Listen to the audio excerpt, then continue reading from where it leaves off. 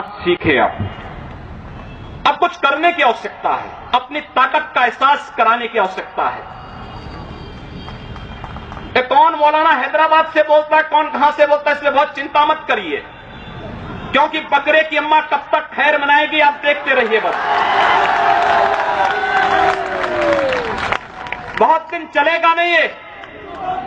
उन सबको मालूम है कि आने वाला समय और आने वाला दिशा क्या होने जा रही है। यह हिंदुत्व की सदी है और हिंदुत्व की सदी केवल भारत की नहीं दुनिया की सदी होगी। पूरी दुनिया के अंदर हिंदुत्व का झंडा एक बार पुनः मजबूती के साथ भगवा झंडा दुनिया के अंदर कोने कोने में लहराएगा। उसके अनुसार एक बार पुरुषार्थ किए जाने की आवश्यकता है। हिंदू कभी निराशावादी नहीं हो सकता है, कभी नहीं। दुनिया के अंदर तमाम संस्कृतियां मिट गई, तमाम परंपराएं मिट गई, सब कुछ नष्ट हो गया, कोई पूछने वाला नहीं, इतिहास में नाम शेष हो गए। लेकिन इतनी विपत्तियों के बावजूद, हजारों हमलों को झेलने के बावजूद, तमाम षड्यंत्रों के बावजूद, अंदर और बाहर दोनों से हमलों को जूझते हुए भी अगर सनातन हिंदू धर्म मजबूती के साथ खड़ा है तो वह किसी के बल पर नहीं, इस जनता की ताकत के बल पर है। और जब तक आस्था सनातन हिंदू धर्म के प्रति आप सबकी बनी रहेगी, भारत माता के प्रति आपकी बनी रहेगी, दुनिया की कोई ताकत आपका बाल बांका नहीं कर पाएगा। हमें किसी ओबामा से सर्टिफिकेट की आवश्यकता नहीं। हिंदुत्व पर जो प्रहार करेगा उसको महाप्रलय को स्वयं आमंत्रित कर देगा, उस महाप्रलय की चपेट में स्वयं भी आएगा। इस बारे में किसी को कोई गलतफहमी नहीं होनी चाहिए। और इसलिए बंधुओं, आप सबका मैं आह्वान करूंगा। बहराइच में महाराज सुहेलदेव पासी के सामने लोग लड़ने के लिए आए थे, मात्र 2 लोग बचे थे, सबके सब मार डाले गए थे। और 1971 में 95,000 पाकिस्तानी कायरों को किस तरीके से मुर्गा बना करके नाक रगड़ने के लिए मजबूर कर दिया गया था भारत के बहादुर जवानों के द्वारा। और अगर इसके बाद भी आंखें नहीं खुलती हैं तो एक बार पुनः देख ले अपनी ताकत को। मैं तो यही कहूंगा, अंत में मुझे केवल यही कहना है कि बहुत महत्व मत दीजिए, ये हैदराबादियों को बहुत महत्व मत दीजिए, ये सब मौलानाओं को बहुत महत्व देने की आवश्यकता नहीं। दुनिया के अंदर जहां भी जाएंगे शक की निगाहों से देखे जाएंगे। भारत का संत दुनिया के अंदर कहीं भी जाता है सम्मान की निगाहों से देखा जाता है। पूरी दुनिया के अंदर जहां भी भारत की संत परंपरा जाती है। सिंगापुर में मैं गया, मैं देर में पहुंचा।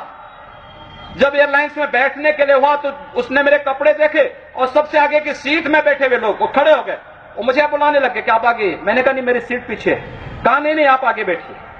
वहां की थाईलैंड में गए, वहां की बस में आगे की 2 सीट तो केवल संतों के लिए है, यानी मुफ्त में यात्रा करिए, जितनी यात्रा कर सकते हैं। दुनिया के अंदर कहीं भी आप जाएंगे भारत की संत परंपरा का सम्मान है और भारतीय नागरिकों का सम्मान है। यह भारतीयता की देन है। ओबामा जी, इसके लिए किसी से हम लोगों को सर्टिफिकेट लेने की आवश्यकता नहीं। हमारा प्रमाण हमारी विरासत है, हमें जो कुछ भी मिला है वह दुनिया के सामने है।